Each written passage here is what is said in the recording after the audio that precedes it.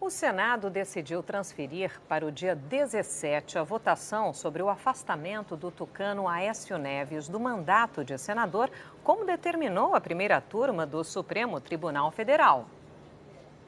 No fim da manhã, a presidente do Supremo, Carmen Lúcia, negou os pedidos da defesa de Aécio Neves e do PSDB e manteve o ministro Edson Fachin como relator dos mandados de segurança. Carmen Lúcia afirmou que, a se adotar a tese defensiva de afastamento do ministro Edson Fachin, chegaríamos ao absurdo de não poder ser julgada a impetração pelo plenário deste Supremo Tribunal, pois os 5 ministros da primeira turma estariam impedidos e mais um da segunda turma, inviabilizando o quórum mínimo de 6 ministros.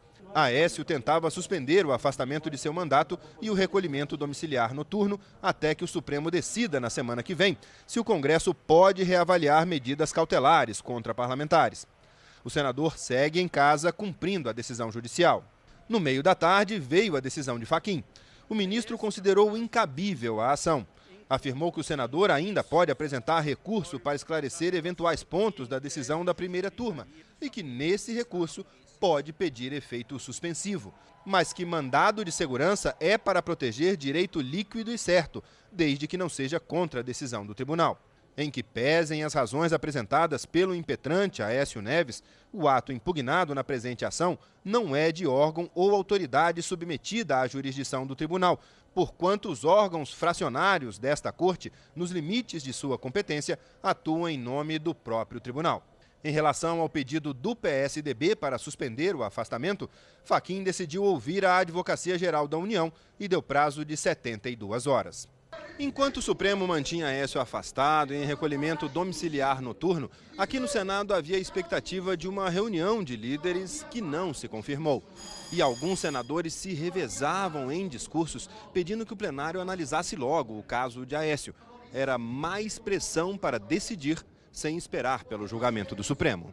Os senadores Renan Calheiros e Romero Jucá, do PMDB, falavam que o Senado não podia se submeter ao Supremo. Renan responde a 17 inquéritos no STF, 13 na Lava Jato. Jucá, líder do governo Temer, responde a 13 inquéritos, sendo 8 da Lava Jato. Mesmo se recuperando de um problema de saúde, ele foi à tribuna e defendeu que o Senado votasse as medidas impostas a Aécio. Espero até o último minuto do meu bloqueio de antibiótico que eu possa ficar aqui presente para ver essa página no Senado da República. Porque, me desculpem, se nós não fizermos isso hoje, se nós formos esperar que outro poder defina o que nós podemos fazer escrito na Constituição, é melhor tirar esse busto do Rui Barbosa daqui.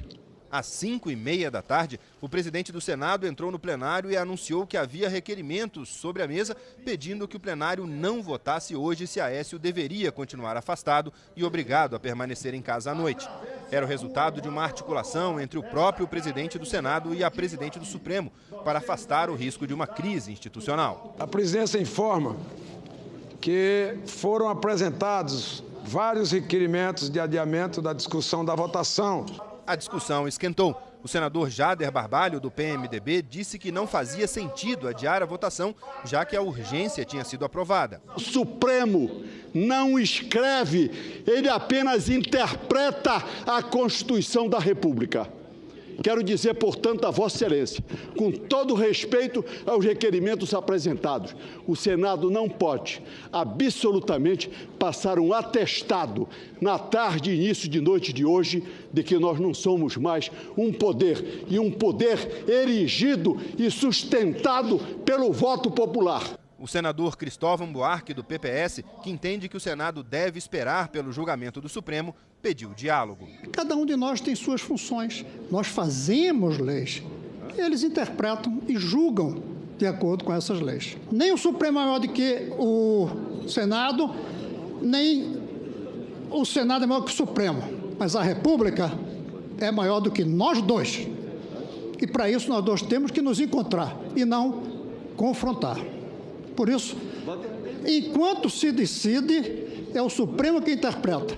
E podendo haver diálogo, vamos fazer o diálogo. O senador Randolfo Rodrigues, da Rede, lembrou que decisão judicial tem que ser cumprida. O respeito à Constituição que argumento aqui é um princípio basilar de um Estado de Direito. Em um Estado de Direito, decisão judicial não se insurge contra ela.